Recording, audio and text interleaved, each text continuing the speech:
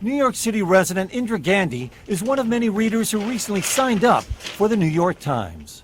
And actually, this is not the first time I had a subscription.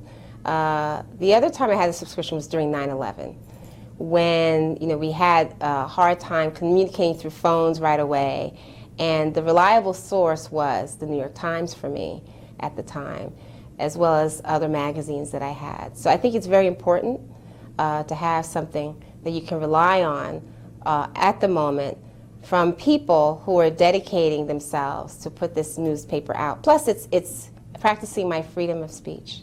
The Trump administration's combative view of the traditional news media as the opposition party and fake news has turned out to be good news for newspapers struggling to attract more readers and advertisers. The New York Times, the Financial Times, the Wall Street Journal, and Gannett are building readership by marketing unbiased reporting as a sales strategy, and it's working.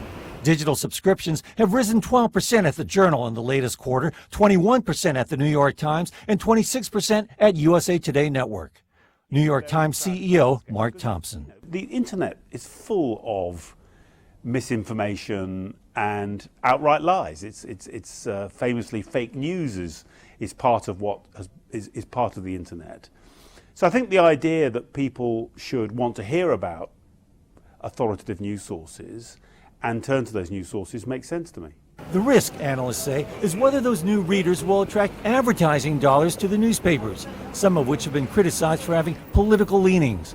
A survey by the PR firm Edelman of more than 33,000 people in 28 countries shows trust in the media is at an all-time low at just 35%.